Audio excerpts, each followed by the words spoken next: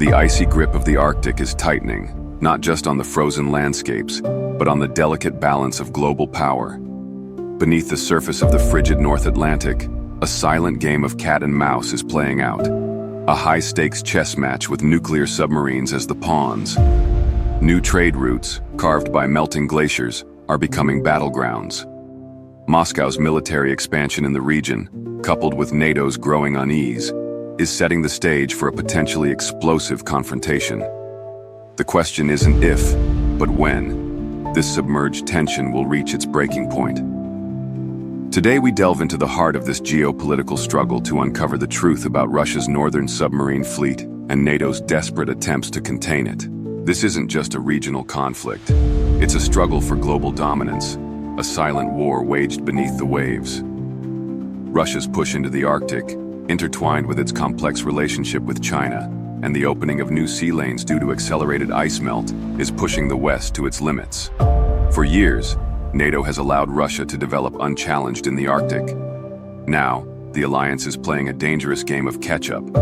This neglect has empowered Russia, allowing the country to focus its naval investments on a technologically advanced submarine fleet that now poses a clear and present danger to the West. Prepare yourselves as we navigate the treacherous waters of this geopolitical confrontation.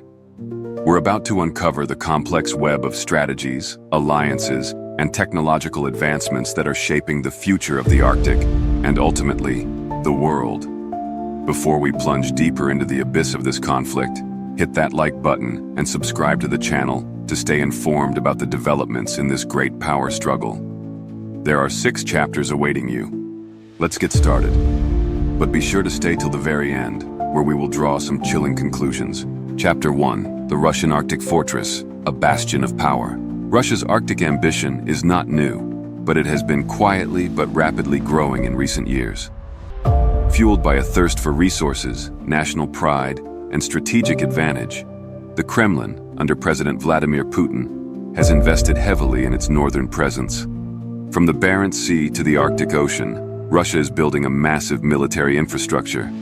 The Kola Peninsula is at the heart of this buildup, a strategic hub bristling with nuclear submarines, radar installations, airfields, and missile sites. This is not merely a defensive posture. It is a calculated move to control access to the Arctic region and project power into the North Atlantic. This presence is deeply concerning for countries such as Finland, Sweden, and Norway. The Russian military's presence in the European Arctic eclipses that of all NATO members combined. Russia operates more than a third of the military bases within the Arctic Circle, indicating the scale of the Kremlin's northern ambitions. The Bastion defense concept is key to Russia's strategy. This multi-layered protective dome is designed to create an impenetrable perimeter around critical military assets. Its purpose is not to deny access altogether, but to make any attempt to enter incredibly costly for any potential adversary. Russia isn't just securing its own territory, it is actively seeking to control access to the region. This Bastion network, which extends into the Barents and Norwegian seas, offers both defense in depth and the ability for Russian naval assets to operate freely, especially those connected to the Northern Sea Route and the critical energy infrastructure in the Yamal Peninsula. The goal is clear: to establish a zone of control where Russia's northern fleet can operate without challenge, and where access for foreign military forces is severely limited. This network aims to protect access to the Northern Sea Route, which is vital for Russia's economy, and to maintain control over the vast energy resources in the region. This approach shows Russia's determination to assert its sovereignty in the Arctic, while also projecting its influence far beyond its borders. By increasing the risk of operating near Russian-controlled areas, Russia hopes to deter any challenges to its Arctic strategy. The expansion of Russia's capabilities aims to threaten access to the North Atlantic, creating strategic choke points that could disrupt critical maritime lines of communication. Russia's military buildup in the Arctic and its Bastion defense is a clear statement of intent. Russia aims to dominate this region, and it will not hesitate to employ its military power to achieve that goal. This is what makes the region such a volatile flashpoint. Chapter 2, The Shadow Beneath the Waves, Russia's Submarine Threat. The true power of Russia's Arctic strategy lies beneath the waves, in the silent menace of its submarine fleet. These underwater behemoths, often nuclear-powered, are some of the most advanced and formidable vessels in the world. The Russian submarine fleet is concentrated in the Barents, Norwegian, and North Seas, as well as in the Arctic Ocean, making these areas extremely dangerous. These submarines are not just tools of defense, they are instruments of power projection, capable of launching devastating strikes against any target. The Kremlin has invested heavily in modernizing and expanding this fleet, making it a top priority. It is not just about quantity, but also about quality. And Russia is constantly developing cutting-edge technologies that allow their submarines to evade detection and operate undetected for extended periods. Russia's submarine strategy is designed to create an out-of-area defense layer, extending its reach far beyond the Kola Peninsula and the Arctic region itself. This second layer of defense aims to increase the security of strategic submarine activities while ensuring unimpeded access for Northern Fleet assets. Russia's intention is clear: to make it prohibitively dangerous for foreign military assets, especially NATO forces, to approach the area. This strategy is driven by a fear of NATO missile deployments and increased submarine activity that could jeopardize its hold on the Kola Peninsula. The increased activity of Russian submarines is causing major concern among Western powers. Russia is deliberately trying to challenge NATO's traditional maritime dominance. By pushing its submarine presence into the North Atlantic, Russia hopes to establish control over key maritime routes and put NATO forces in a precarious position. Moscow also hopes to move any threat of escalation away from the Kola Peninsula and the Bastion defense and closer to the Norwegian Sea and the North Atlantic. This shift is aimed at bolstering its control over the Kola Peninsula and increasing the threat perception for NATO and its allies in the region. The expansion of Russian submarine capabilities is not just a regional concern. It is a deliberate challenge to the established order of maritime power, pushing tensions to a boiling point in the North Atlantic.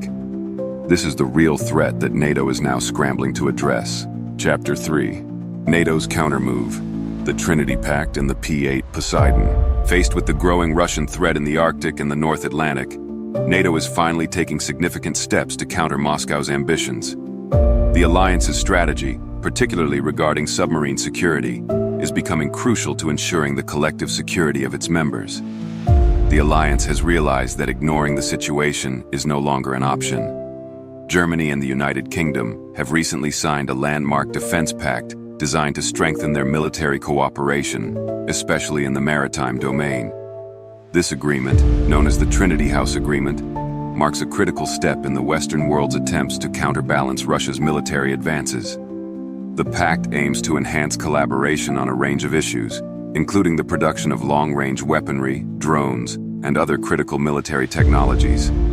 The cooperation between Germany and the UK is a clear sign that NATO is mobilizing to address the challenge of the Russian submarine presence. A central element of the Trinity Pact is the deployment of German P-8 Poseidon submarine hunter aircraft to the UK. These aircraft, which are among the most advanced maritime patrol aircraft in the world, will conduct regular patrol flights over the North Atlantic in response to the increasing Russian underwater military activity. These German aircraft will periodically operate from the Royal Air Force Base in Scotland, enhancing NATO's surveillance capabilities in the region. This move represents a major escalation in NATO's efforts to track and deter Russian submarines.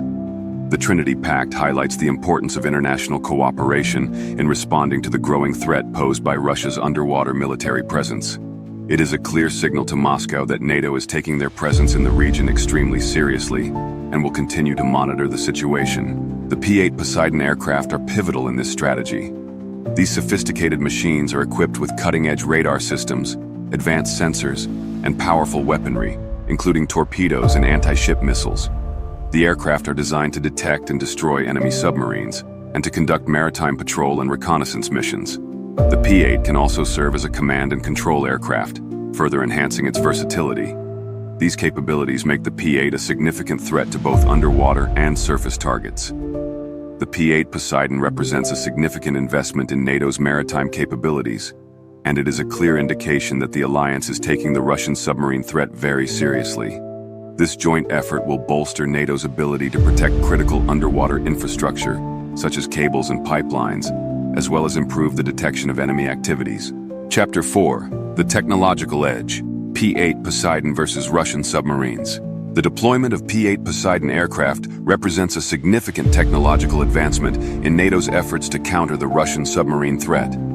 These aircraft are not just an upgrade, they represent a generational leap forward in anti-submarine warfare. The P-8 is a multi-role maritime patrol aircraft developed by Boeing for the U.S. Navy. It is hailed as the world's most successful aircraft of its type.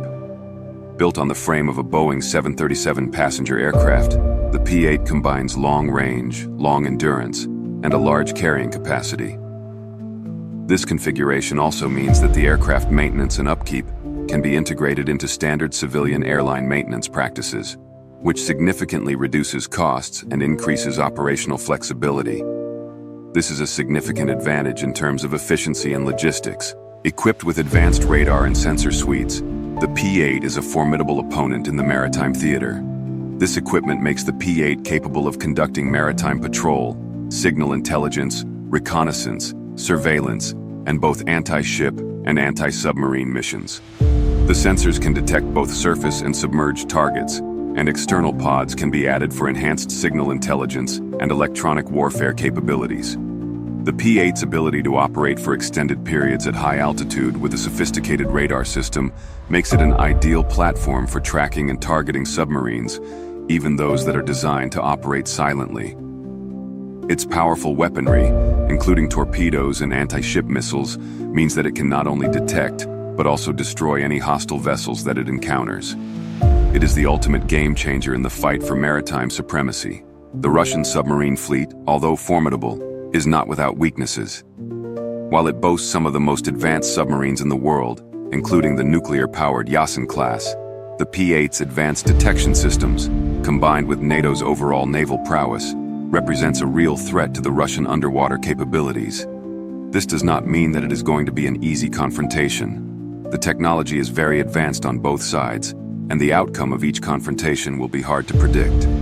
The combination of P-8s working in tandem with other NATO assets creates a formidable anti-submarine network. These new aircrafts represent a significant leap in Western anti-submarine warfare capabilities.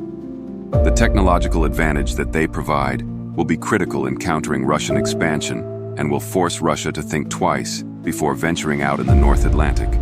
Chapter 5. The Arctic Chessboard. Shifting Alliances and Strategic Implications. The conflict in the Arctic is not just a military contest. It's a complex geopolitical chess game involving shifting alliances and deep-seated strategic implications. As climate change melts the Arctic ice, new sea lanes, such as the Northern Sea Route, are opening up, offering Russia significant economic advantages. The Northern Sea Route is now a viable alternative for Russian tankers, shortening journeys to China by about 10 days per voyage and allowing them to avoid the Suez Canal. This economic opportunity has made the Arctic even more critical to Russia's strategic goals. Moscow's economic dependence on energy and mineral exports has led to increased cooperation with China. But this alliance is not without complexities. China's state energy companies have invested billions of dollars in Russian oil and gas ventures in the Arctic. This partnership presents both opportunities and challenges for Russia and the rest of the world.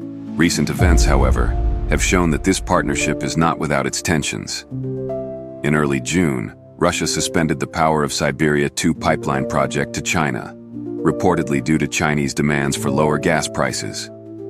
This event highlights the instability of the Russian-Chinese relationship and its potential implications for the balance of power in the Arctic. It's clear that while there are shared interests, there are also conflicts of interests that could reshape the region's geopolitics. Despite this tension, both Russia and China continue to conduct joint military exercises, as was seen near Alaska's Aleutian Islands in August of 2023. This is a clear indication that the countries still plan to work together to further their goals in the region. On the other side, NATO members are increasingly focused on the Arctic as an important operational theater. Nordic countries have conducted major NATO exercises in the region, demonstrating a growing commitment to regional security. Canada is procuring new Arctic-resistant military aircraft and ships and has conducted joint exercises with the U.S. The U.S. has also increased its Arctic presence, upgrading its icebreaker fleet with advanced sensors and equipment. The participation of Sweden and Finland in NATO greatly increases the alliance's Arctic presence. These moves are designed to show that NATO is willing and capable to compete in the region.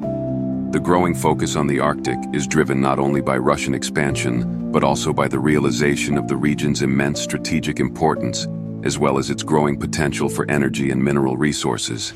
Chapter 6: The Unforeseen Turn, a Cold War Reimagined.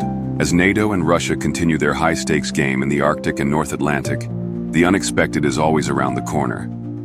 The deployment of P-8 Poseidon aircraft and the renewed focus on submarine defense represent a significant shift in the balance of power, but it is not the end of the story. Russia's capabilities and ambition should not be underestimated. Despite the setbacks caused by Western sanctions, the Kremlin has shown its ability to adapt, innovate, and maintain its military presence in the region. The sanctions that have crippled Russia's ability to expand in the Arctic have significantly slowed the country down, but the country may be looking for a way to gain back the initiative. The conflict is also changing the game as the war in Ukraine is continuing to unfold. The increased tension in the North Atlantic region has created a potential choke point around the GI-UK gap, which is becoming the main area of contention between Russia and NATO. The region between Svalbard, Bear Island, and the Norwegian mainland is now a critical area of conflict where the navies of both sides could be heading towards an open confrontation. The potential for an accidental escalation is very high, and there are many factors that could lead to such an event. The increased submarine activity, the regular military exercises, and the presence of advanced weaponry are all factors that could trigger a conflict that neither side wants. The war in Ukraine continues, and the global political climate has never been so volatile. The risk of a major confrontation is greater than ever. The future of the Arctic remains uncertain. While NATO is making significant strides to counter Russian expansion, there are no guarantees of victory. The silent war beneath the waves is set to continue for years to come, with technological advancements and strategic maneuvers reshaping the battlefield. What does the future hold? Will Russia succeed in asserting its control over the region? Will NATO be able to successfully deter Russian aggression? These are the questions that we must continue to ask ourselves as this geopolitical saga unfolds.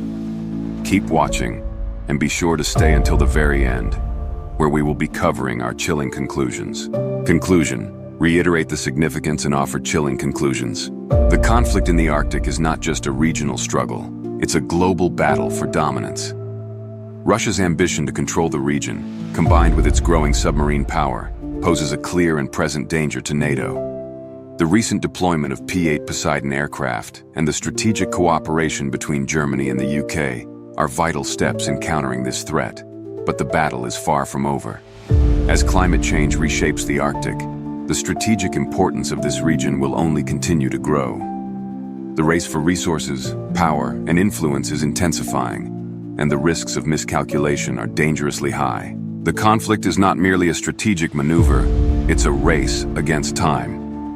As the ice melts and the world becomes increasingly polarized, the Arctic region is becoming an increasingly dangerous place for conflict. The consequences of inaction are too dire to contemplate. And now, for our conclusions. The first major conclusion is that the Arctic is no longer a distant frontier. It is now a flashpoint. This area, once perceived as a cold and quiet location, is now a theater of high-stakes military operations. The second conclusion is that the Russian submarine fleet is not just a threat, but a game-changer.